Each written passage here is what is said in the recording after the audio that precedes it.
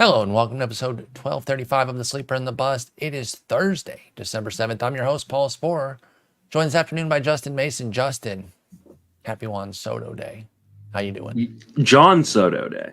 Wait, did someone call him John?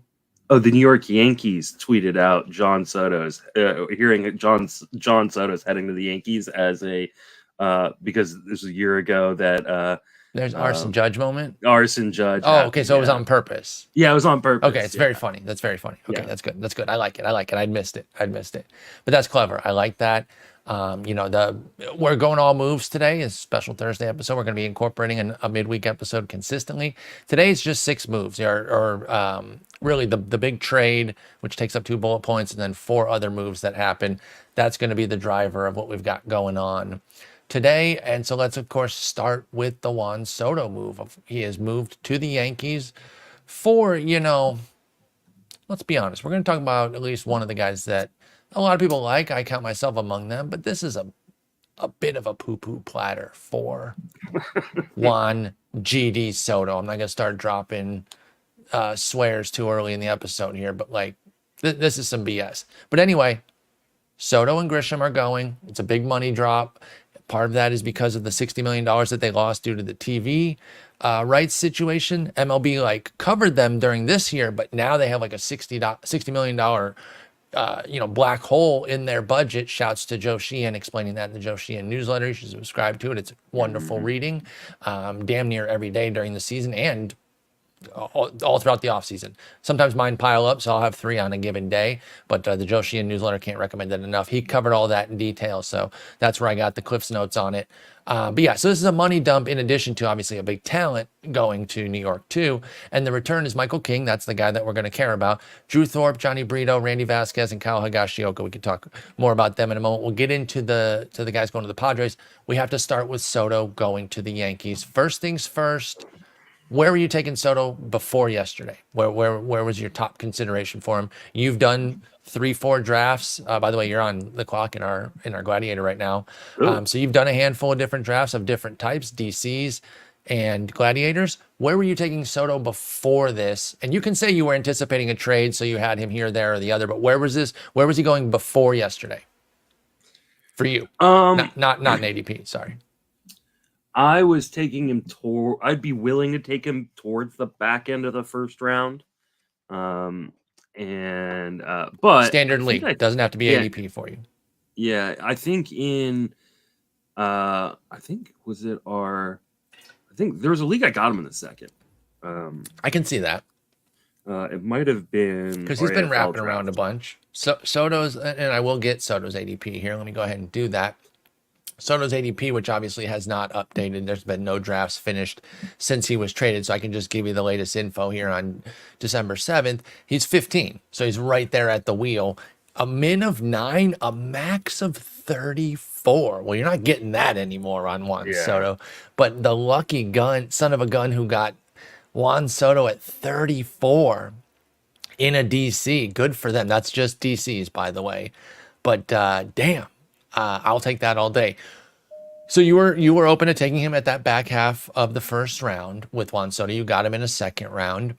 Okay, now the obvious next question is, does anything change? I think change. But I don't know if they change as much as maybe some people want to believe. So I think a lot of people are going to obviously take the dimensions of Yankee Stadium and plaster his plot map on it from last year and go, I think that's going to mislead how many people. home runs he's going to hit. Wait, how many would it give him? I don't know, probably 45 or 50. I thought it was actually underselling him. I thought there was already people doing that, being trying to downplay the move a little bit. Because I haven't actually taken a look at it. I'll pull up his Savant. Do you not think it's going to be a big help for him? Are you not buying into that narrative, or is it going overblown for you? I definitely think it will be a big help in terms of his power output. Here you go. Sorry to interrupt. I asked you a question, then I completely cut you off. It says he would have only hit 27 in Yankee Stadium last year, that he would have lost 8. Now, I happen to think that's I'm of the mind that Juan Soto is going to change how he hits to where he's more of a spray hitter, where he's going to be open to pulling more at Yankee Stadium. So I hope people use this number and start a narrative that Juan Soto's not going to be helped that much by the park, because I completely disagree. I think he's going to feast in Yankee Stadium. I think he is too, but I think the lineup around him isn't as good as it's been in San Diego. I don't trust that lineup to stay healthy at all. And so even though it looks pretty nice on opening day, or it may look pretty nice on opening day, I'm worried about what the lineup around him is going to look like come August 3rd. But you were taking him late first round, knowing that he could get traded, yesterday. So I shouldn't change that. I think he's much. just too. No, and I think it goes up. Like, I'm not saying like this isn't like a plus for him. I think it is a massive plus for him. Okay. Because I think he's one of the safest players in baseball in terms of like, and what I look for in the first round is a safe player. So I honestly think there is an argument for him to go inside of the top 10 picks. Mm-hmm. And once I am done with my projections, I think that he probably will be a top 10 to 8 player for me. I just don't want people being like, oh, you got to move him up towards, some of the elite hitters at the top of the first, just because he's in Yankee Stadium. Well, yeah, because he went 35, 109, and 12 chip-in steals for Soto last year too.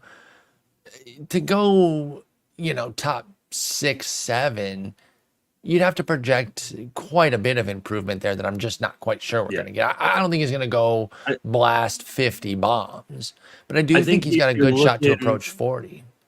I think if you're looking at the ADP right now, and actually I should move to draft champions as opposed to just all drafts. So if you're looking at the ADP right now, Soto is the 15th player off the board. Guys going ahead of him or right ahead of him are Harper, Jose Ramirez, Garrett Cole, Aaron Judge, Trey Turner, Freddie Freeman, Spencer Strider, and then Fernando Tatis. I can see the argument of moving him ahead of a lot of those guys. Same. Yeah. I can get to about 8, 9. I get in the single digits with Soto here. Strider becomes the hard one for me to want to push him over. Totally fair. Different type of build there, so I'm more open to it. Somebody saying, I just want to go pitcher first. Cool, get your Strider. But even Tucker, you mentioned, you said Tatis, but Tucker's right there too. So like they're at 6, Tucker's 7. 30 though. That's all. Like for me, that is difficult to do, and it's not like. I think the really interesting argument is his former teammate in Fernando Tatis. Tatis was an absolute monster once he was on the field, but he does have a long history of injuries. I don't know what that Padres lineup is going to look like. How long is Machado out for? Does Ha-Seong Kim, is he able to repeat the magic we saw last year? No Soto. Like, what does that lineup around Tatis look like now? So I think there's an argument to move him in front of Tatis, which would be the 7th guy. 7, 8, 9. I think that's probably where he should be going. Yeah, that's where I'm at on Soto. I think is somewhere in that 7, 8, 9 range. I'm also a huge Tucker fan, so I totally hear you there. And I don't know. I think it's gonna be tough to go too much higher than that with Soto. And if people want to get overzealous and put a Yankee tax on it, start talking 45 bombs for him, well, then you are going to lose me. But beyond that, leading up to that point, I am in. Who did you take in our draft, by the way? You took Sal Perez. Okay. Yeah. I see you getting. Figure I'd grab one of those catchers. I'm going to be going hitting for a while. I've got a lot of pitching. Yeah, you got a ton of pitching in this Gladiator. Thanks to everybody who joined, by the way. This has been a fun one, even though people have been sniping me left and right. Sullivan, the most recent sniper, took Cole Reagan's 2 picks before me. Literally 2 picks before me. Absolutely cooked me. Anyway, not to be getting too bogged down on that. But Soto, big move. Before we move on to the next guy on the list, you missed someone on the list. Are we pouring one out for Trent Grisham? Trent Grisham, I'll put Trent Grisham on here. I did mention him in the thing, but I didn't put him in there. Hang on one second, we'll get to him. But I want to say with Soto, if you love Soto, and I do, I would take a couple weeks off of drafting him. If you're doing consistent fall drafts, let the hype smooth out a little bit. Yeah. I think these first few drafts, there might be people eager to jump him into that 6, 7 area. Let me get him back when he's in the 8, 9, 10. That's all I was going to say. It might not play out like that, but I'm willing to wait and kind of see where it goes for these next couple of drafts and then dive in. But I love Soto. Speaking of guys I love, despite the fact that they maybe don't deserve it as much as Soto, right? It's easy to love him. He's a fantastic player. Trent Grisham keeps my love despite pretty consistently burning me. The last 2 years, I've been decently bought in across my multiple leagues on Trent Grisham, and he was not horrendous this year in like a DC format, played all the time. We talk about how valuable playing time is. He went 13-15, but he hit 198, Trent Grisham did. 315 OBP, 352 slug. You talk about maybe pouring one out for him. Those who aren't watching on YouTube are missing your wonderful sign today, which says ignore episode 1229. Just go look at episode 1229. You'll know exactly why it said that. We won't have to get into it. I'm worried about some other guys on the Yankees. So is it Grisham or is it the Florial, Oswaldo Cabrera, and those Austin Wells and those guys that you worry about? I don't know if Wells is going to catch or if they're expecting to put him in the outfield or anything like that. But where do you come out? Are you worried that Grisham is cooked, or does he not look like a potential starter? Because I guess we should probably only move the Verdugo move up. I should have just done that because it is all Yankees, because he complicates this too. I think that's a bigger issue.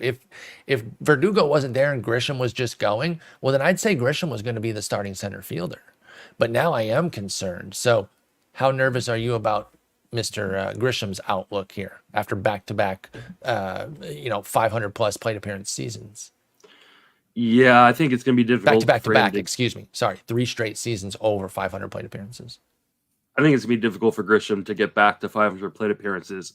That being said... Say it. We just said it about how healthy they stay. Yeah, this team just doesn't stay healthy. So there's probably a way for him to get those plate appearances. And the Yankees made a concerted effort with these moves. Bring in Soto, bring in Verdugo, bring in Grisham to get left-handed bats. And get on base. Yeah, and get on base. So get on base, get lefty bats. And, with Grisham and I think Doogie, fielding, right? Yeah, improve the defense. And I think the question really becomes, I know they've said already that Aaron Judge is going to be their center fielder. Really? I mean, you're paying him. Might as well, right? You also want to keep him on the field. And I just... True. Does right v center save him that much? Maybe not, but maybe every little bit helps. To your point, right? I'm just playing devil's advocate on that. I don't know. Maybe there is data. I mean, it is harder in center. You have to cover more ground, but maybe the foul territory wall of right field might put you in more harm's way too. So I don't know. I also wonder if one of these guys, not Soto, obviously, he gets moved in a deal. Would they insta flip Doogie? Do you think they could? Or just Grisham. Or Grisham. I mean, either one, if a team had a spare starting pitcher, or maybe it's, maybe don't give 900 pitchers and then you won't need a spare one. Because they gave a bunch in the Doogie deal. They gave a bunch in this deal. And then the first 2 picks of the Rule 5 were Yankees pitchers. So, I get that they have a quality of depth and that they've shown that they can kind of cultivate mid-tier type arms. But, man, they just lost 10 in a 2-day span. Their biggest weakness has been starting pitching, and they just traded a lot of their starting pitching depth, which is a little bit suspect to me. But I mean, I feel like there are other moves coming here. Like either they're eyeing some free agents, maybe Yamamoto, who they've been strongly linked to, or they go out and trade for a Corbin Burns or some. I can't imagine.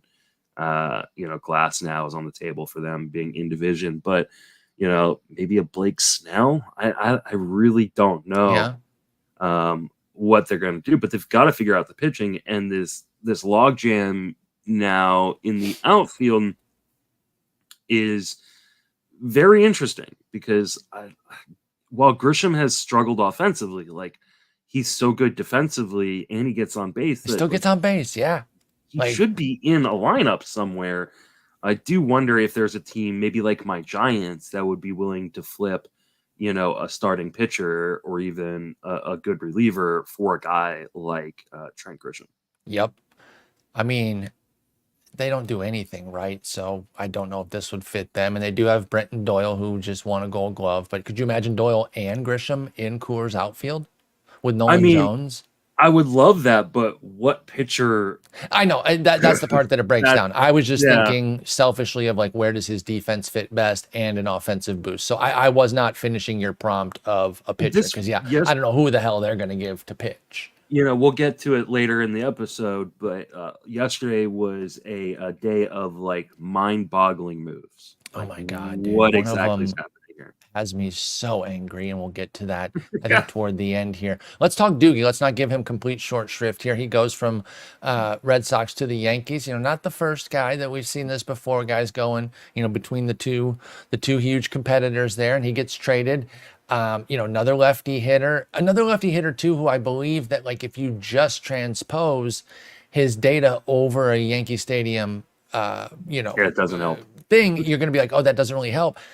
But even more so than San Diego, Boston's right field for lefties is a difficult place to hit. If you can't wrap it around the pesky, then there's all of that space out there.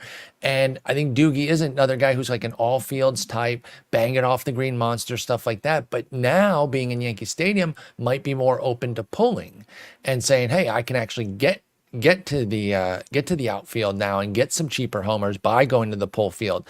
Now I don't know if it's going to be some major switch and all of a sudden he's pulling at 45-50%. He's currently a career 37% guy for Verdugo pull to the pull field, but I do think he could get a few more homers. I'm not even projecting him to go up to like 20. His career high is 13, which he tied this past year. I think he can get to 17, 18, but I'll take that with the batting averages he's put up, the decent runs and ribbies on the Yankees, because when they're healthy, I think they'll be a decent offense. But to your point, we'll see how long it lasts all year. Do you like Verdugo more with the Yankees, or did you like him more with Boston? I mean, I think certain aspects I like it more, certain aspects I like it less. I mean, obviously a better park for him to hit in, like you mentioned. That right field in Boston's not particularly easy for guys who don't have prodigious power, which Verdugo clearly doesn't. My dislike of the move is where he's going to be hitting in the lineup. He's just going to get buried. I'm going to guess he's going to hit like 7th in this lineup, which is kind of a bummer, especially because he was kind of a sneaky runs scored guy for years. Like he was never really quite given a lot of credit at draft tables, and he's put up 81, 75, 88 runs scored. I think this move probably lowers that, and then you're not going to get a ton more power. So I think a lot of it depends on the price. If the price is pretty cheap, maybe I'll dip my toes back in, but more than likely than not, because he doesn't steal bases or a ton of bases, he doesn't hit for a ton of power, and now he's not going to have the benefit of hitting towards the top of the lineup.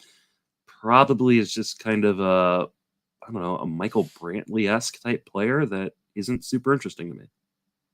Yeah, I mean, if you think the batting average can go back up to the 280s, though, where it was prior in 21-22, prior to last year's 264, with 4 to 5 extra homers, could be there. But you're right about the runs, 88, 75, and 81 for as late as Verdugo would go in drafts. He wasn't super late, but he wasn't a high-end price either.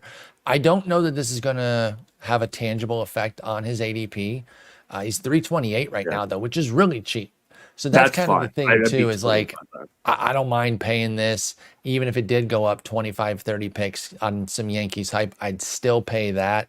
Of course, he'd then be around my boy Jake Fraley, and I'm going to go for Jake Fraley, who rakes daily, over Verdugo. But, I don't hate this move for him. I think it could be all right. I think he just kind of is who he is, and he fits your team. If you have a specific build going where you need some late batting average, I think Verdugo, go for Verdugo to fill that in. Don't ask him to do too much else. All right, now let's get into what went to San Diego. And unless you tell me otherwise, I don't think we need to cover much beyond Michael King? Are the other guys doing anything on the dynasty landscape or anything that you need to get off your chest about them? No. Okay, so Michael King it is. Now, he had that great, I hesitate to even call it a breakout because it was really just getting going down the stretch run of the season, but it was that final push where he was in the rotation and looking really sharp. So the early offseason buzz has been Michael King's going to be a full-time starter. This could be a lot of fun because he put up those 7 starts with 45 Ks in 35 innings and a 2.02 ERA and just over a 1 WHIP as well. Now that he goes out to San Diego, more, less, or equally interested in Michael King? I think I'm more interested. I mean, it is a much better park to pitch in, and I think a better overall division to pitch in because the offenses aren't quite as strong as I guess the other offenses. Might be neutral though. You get But it could be Coors. neutral. Yeah. You get Arizona. They're good. Mhm. You get the Dodgers. The Arizona's not like amazingly offensive. Like they're Sure, not but I like mean it's a an good offense though. Yeah. But it's not Park on the isn't same, terribly scary. it's not on the same level as the Red Sox or the Blue But, Jays. Like so the they're not. Dodgers and the Rockies The would be Dodgers those are. two. Those would be Yeah. the two powerhouses. Mhm. And then they're the Padres. They get to go to the Giants. So even if y'all's offense improves, it's still a good park to go to. Yeah. And then Arizona's like a neutral to pitcher friendly park with like a decent offense, but they're also not a smashing offense. Like you said, they're more of a get a bunch of hits against you. And if he's preventing that, I don't think it's going to pose an amazingly huge problem for King. I do think the division overall is a win. Avoid him in Coors as you would most guys. And I think you're fine. So I like him over in San Diego as well. I do think it's a better park and better overall division.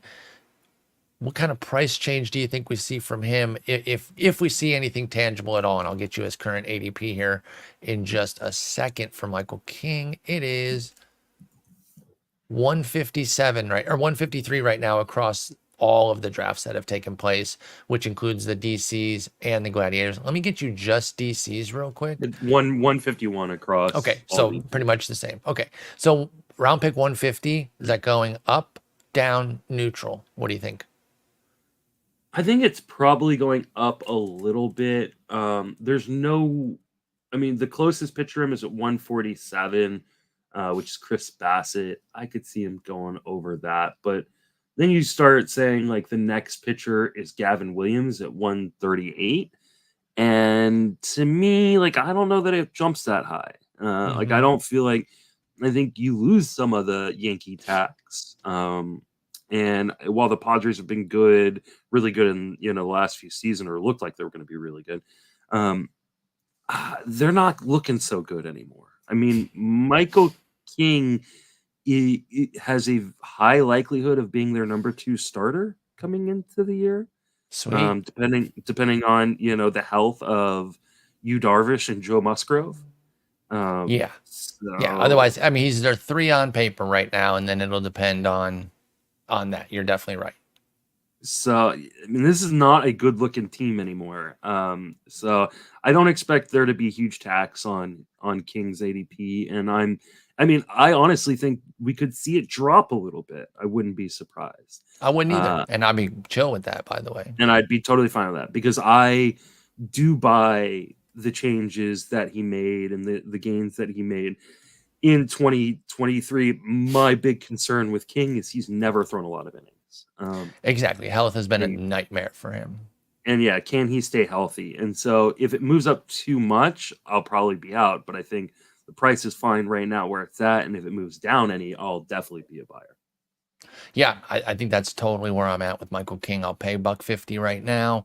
I'll pay a little bit higher. And then if you start bringing me down, of course, I'm definitely going to be getting more shares at that point. I won't go too many regardless of where the price goes because of the health profile that we talked about, though. He's had some really bad injuries. There's a reason that he hasn't been a starter to this point. It's because he hasn't been able to stay on the field and show the Yankees that they should be able to push him those kind of innings. And now, right when they were about to try it, they decided to trade him for Juan Soto, and they'll let that be somebody else's problem, which might be a savvy move coming off of those hot 7 starts. His value probably higher than it would have been, doing this trade, obviously, a year ago. That's for sure. All right, so then let's move on from the Yankees and Padres and all their stuff. And then Talk about one that kind of hurts my heart. And I don't know if the Tigers were the other team. All we got, unless I missed a report that he said who the losing team was, but I knew that Eduardo Rodriguez was down to 2 teams. And like I said, hoped that the Tigers were one of them. Don't know if they were, but we do know the winner, and it was the D-backs. He's going to the Arizona D-backs for 4 years, $80 million. Now, people that are saying, why didn't he go to the Dodgers then during the season? Because this is on the West, or it's at least the Southwest. Okay, well, you're stupid, like everyone else, because moving in season is a hell of a lot different than having an off season to kind of figure everything out. So why would you say that? Because the original report was that he didn't want to have to be that Moving far away from his home. In season. But I did not see the part about it being an in-season issue. So I said the same thing too. And I also copped to taking the L on it when people. So I've been dunking on a bunch of y'all. Yeah, go ahead and dunk. You're 7'8". Like, it's easy. That's the only thing I can do. Yeah, exactly. My long arm over Play there. some defense. Play some defense. No, dunk. Let me dunk. But anyway, yeah. So like, I get it, right? Like, because you don't want to leave your family maybe in the middle of the season, right around the trade deadline is right around the school's getting going. If you got little kids, yeah, you would understand that more than me, right? You're a family man, so.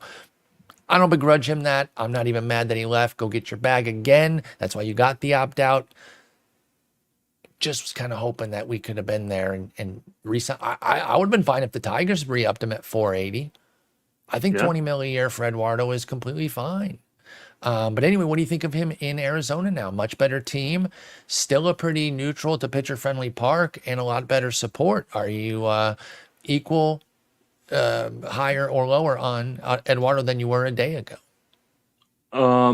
I think that I am just as high, if not higher, on Eduardo Rodriguez. You got a green arrow. You're moving up. I think this is just park-wise. This is neutral.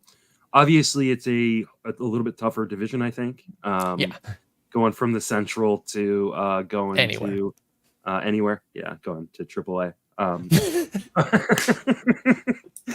You go to the PCL, man, your fucking numbers are screwed.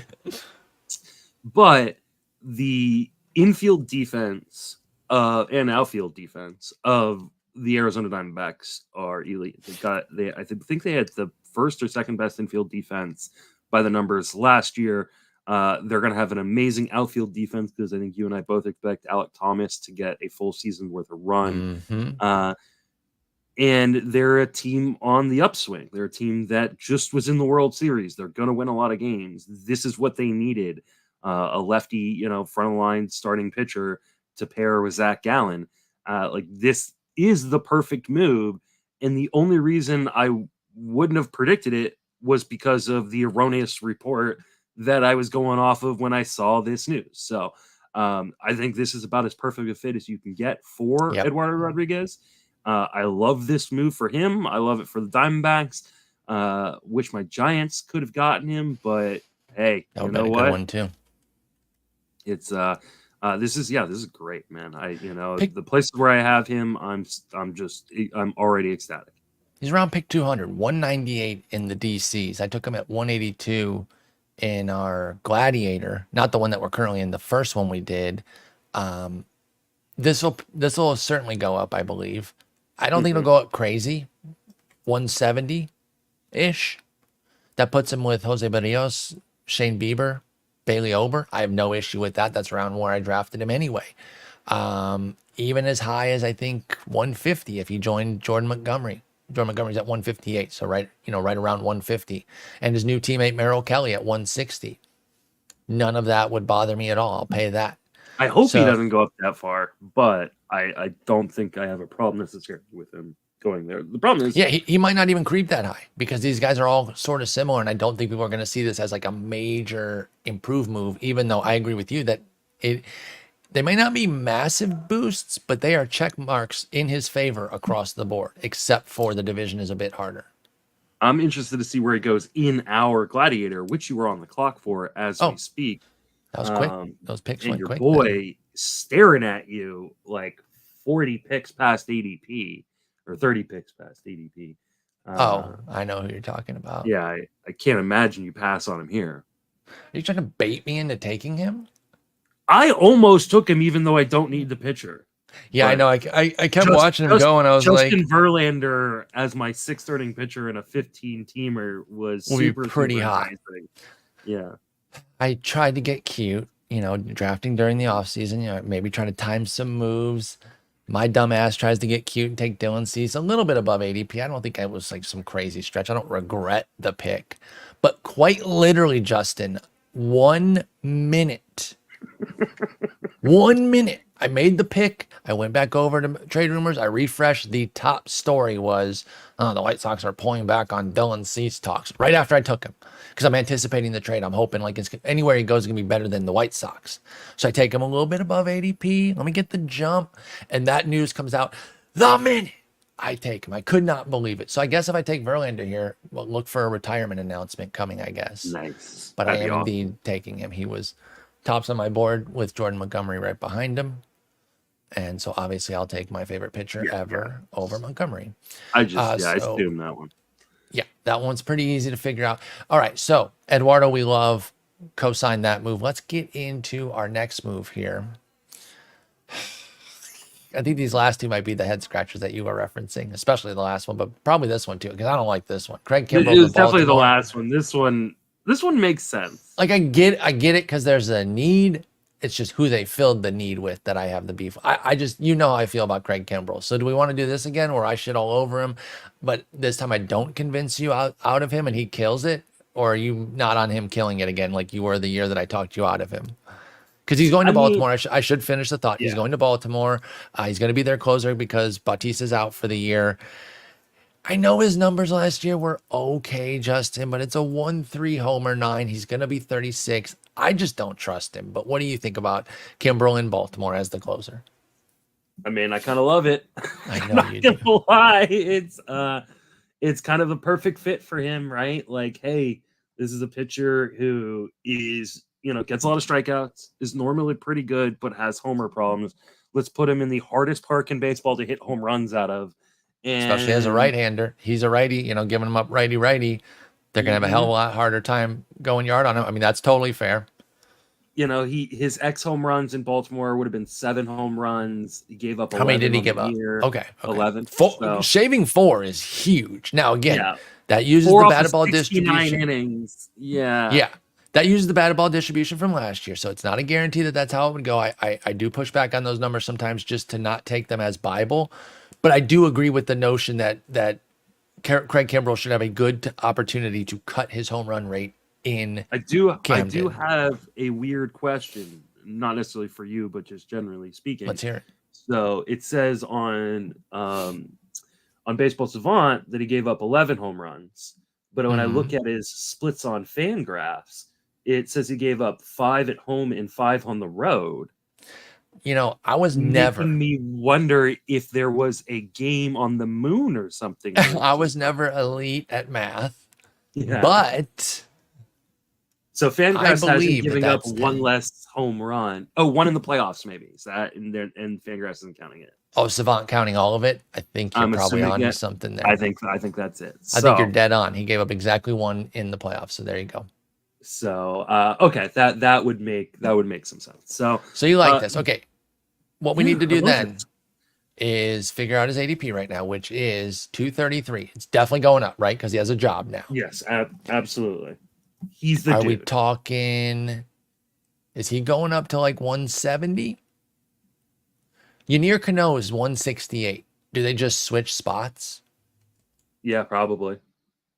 Are you paying 168? That puts him around other closers. It's almost all starters here. Jesus. The next closest closer to him is Clay Holmes at 129. And then this is below Cano right now because that's who Kimbrel's going to take the spot of. And then the closest behind him is Alex Lang at 213. So he was kind of on an island there, Cano was. So if Kimbrel goes there, he's going to fulfill that island spot. Or does he jump all the way up, Craig Kimbrel, all the way up to the 130 area with Jansen and Clay Holmes? Do you think there's that much love for him now that he has a secure job on a strong team? I don't think he gets quite that high, but I think he will jump pretty high, maybe 150-ish. I think he at least goes to the Cano's spot, which is, again, 165, 167. But I think those gaps are indicative of what the closer landscape looks like, which is there are thick pockets that disappear. You are going to, if you want to have a second closer, you're going to need to pull the trigger a little bit earlier than maybe you're used to, especially if you're playing in a 15-team league. Now, obviously, in your 10 and 12, home leagues, that may not happen. But in that scenario, Kimbrel might be one of their last picks off the board. I think, like I said, they're paying him. He's got the job to start the year. He's got to be bad to lose it, and that park will protect him a little bit. I don't have a problem with it. I really don't. He's probably better than I'm giving him credit for. Not even probably. He is. He's 24, 22, 23 saves the last 3 years with, great ERA in 2021. That was the year I talked you out of him. And then 375, 326 last year. Those don't kill you. Even the 132 whip with the Dodgers, like that was a rough season. 375 and 132 ratios for a reliever are pretty bad, but it's 60 innings. It's not murdering your season, and you still got 22 saves.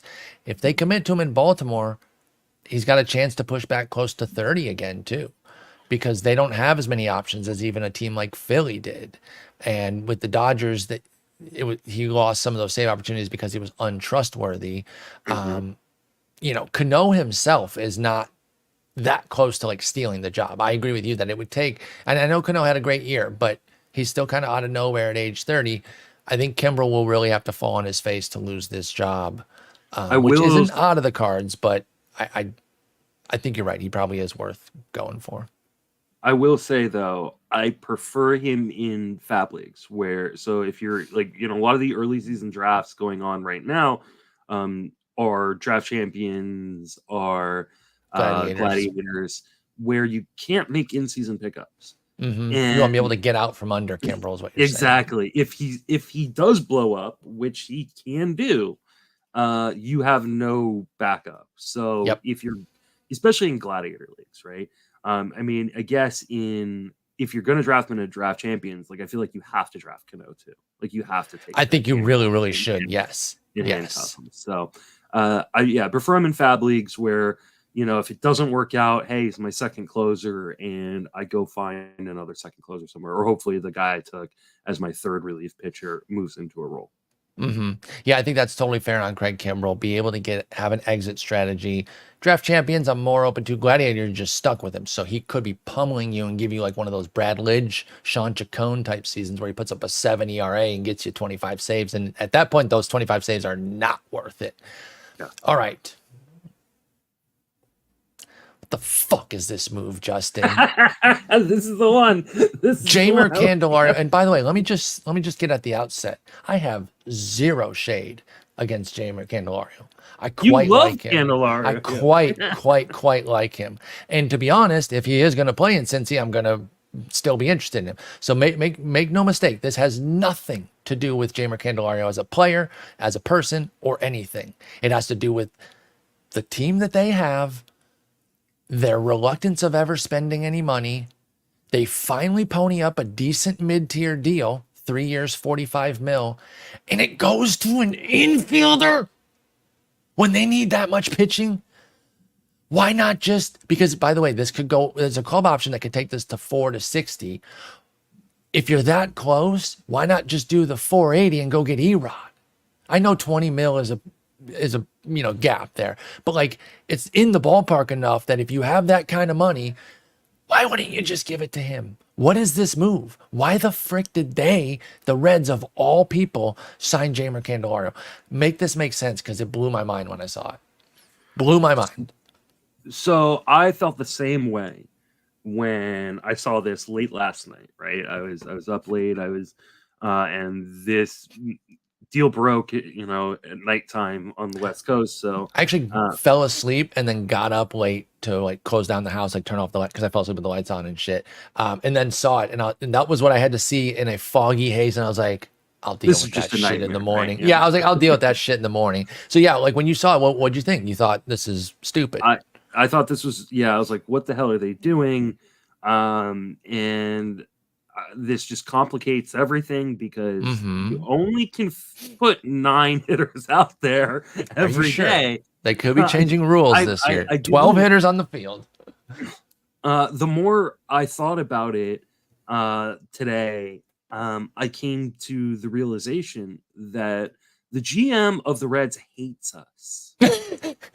Dude, I thought you were about to have like a real change of heart on something, and you were going to give me this whole big, you know what? I thought about it and I saw this. This was way better. Yeah, he just hates fantasy. Some fantasy dweebs have bothered him his whole life, and he's like, I'm going to get back at these losers. He wanted to be in a fantasy league in high school, and they wouldn't let him. They wouldn't let him in, and now he's all like, "Oh, you guys think there's so much fantasy goodness, and the best part hit in baseball. I'll show you, dude. Well, yeah, I'm gonna sign this guy that's a perennial 15 home run hitter, and he's gonna take the spot of somebody who could be really, really amazing." Yeah, we'll give him Noel Marte's spot, and we're gonna send Matt McClain down for a little more seasoning. Like, what the hell is this crap, dude? Yeah, God, I think this sucks for me because I took Marte in a Gladiator already. I think this sends Marte down for sure. There's again with the team they have right now, no way he breaks camp. Yeah, has Marte starting at third right now. I don't think he breaks camp. Maybe there's a trade coming. Maybe there is after all. Yeah, maybe this is where Tyler Glasnow ends up or Dylan Cease ends up. Because again, I don't think the Brewers are trading interdivision to Corbin Burns. But I still wouldn't vibe with this. By the way, I still would say then, like, okay, if you're going to trade Noelvi Marte in a Tyler Glasnow deal, okay, well then Steer plays third, CES plays first or something, right? Like the thing with this is like often when we see a trade like this, or we see a big signing, and we go, okay, who's the winners and who's the loser here? Like, who's losing the playing time? And the answer to that second question is everybody.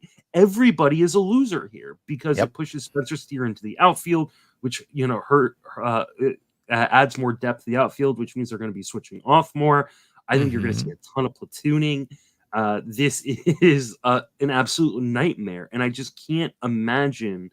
Like, good for Candelario. I'm glad he got his bag. I'm always go happy rake players. Yeah, do your thing in Cincy, man. Like, he could hit 20, and if they are coming in, him another pillow contract like he had last year. Like they gave him a 4-year deal or 3 with an option. 3 with an option, $15 million per. Like, he's playing every day.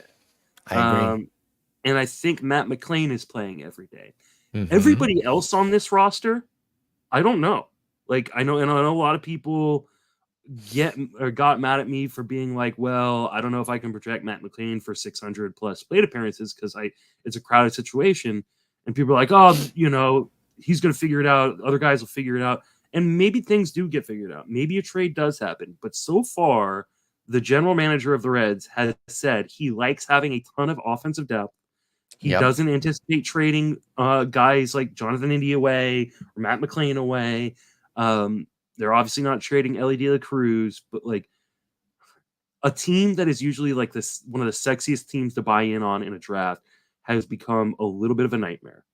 It's just scary. Like, you still want so many of these pieces, but your playing time numbers have got to come down here. And that's just it. It's like, I respect this from a real life standpoint. Well, I would respect it more if I thought they would spend more money like this. My worry is that this is going to kind of be like their big move, and that's why I wouldn't like it.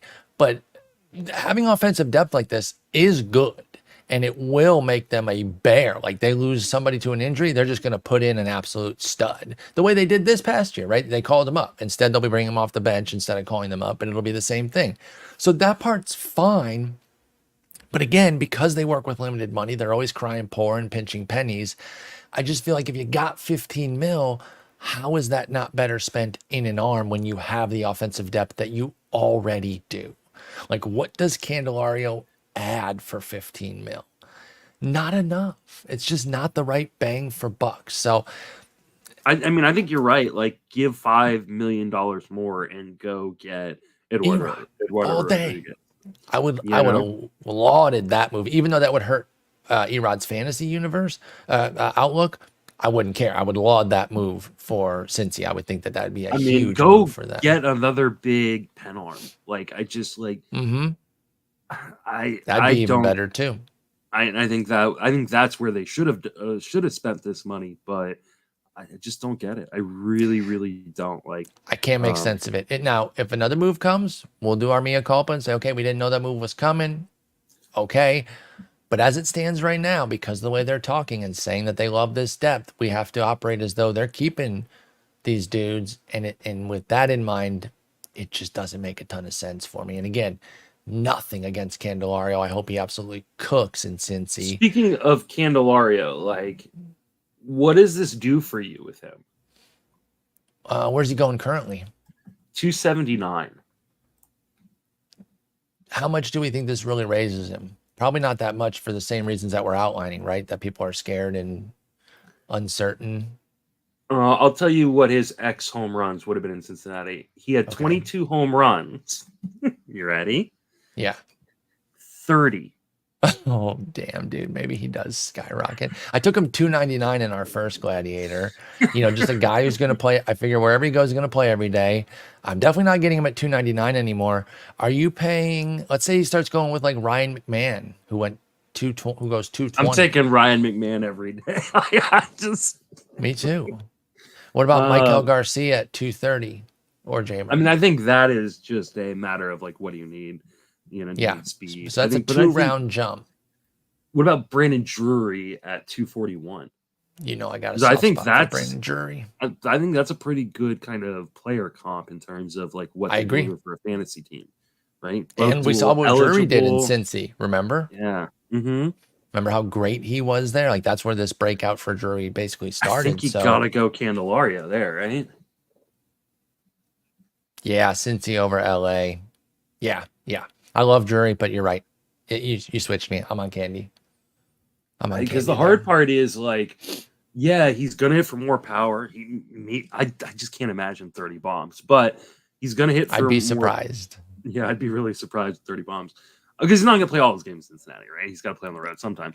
But like, does the extra power sacrifice some of the batting average that he's sometimes had, right? Like one of the things that made him so valuable last year was the 22 home runs came with a 251 batting average. But the year before in Detroit, he hit 217. So like that was a rough year. Yeah, like does he end up? He's going to be an interesting one. I wonder if I've done his projection. I probably have. Honestly. Let me go check. What positions have you done? Because he plays first and third.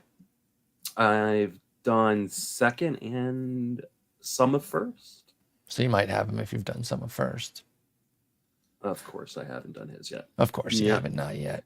But, you know, again, great park does help. Price will go up a little bit. I don't think Candelario becomes cost prohibitive. I would pay in that 240 area or the 230 area that Michael Garcia is going. I agree with you that I stopped short of a 220 pick, which is where McMahon went, who I also took in that earlier Gladiator that we did. We just happened to be landing on a bunch of guys that I had already taken in that draft. But again, I'm not going to get Candy at the 299 price that I paid last time around. I probably won't take him again, by the way. I don't, you guys know I've talked on the show millions of times that I'm not afraid to necessarily load up on guys that I like. In Gladiators, I will spread the risk a bit more just because it is so risky. To, you load up on a guy across 7 Gladiators, he goes out in the first week, you're like, that hits 7 teams or however many you're doing. So yeah, that can be very scary there. But okay, Candy to the Reds. For some reason, let me do one refresh here on trade rumors. Nothing else coming. So I think we're good right now. Again, just kind of a quick and easy little under an hour moves breakdown here. We got another episode coming tomorrow. We'll have another topic. I think we'll just do the opposite of what we did on Monday, which is the ADP fallers of late, and see who's moving down the board and if there's any buying opportunities there or if we agree with the guys that are moving down. So Justin, we'll talk again very quickly tomorrow. So thanks for jumping on, and I'll talk to you later. Take it easy.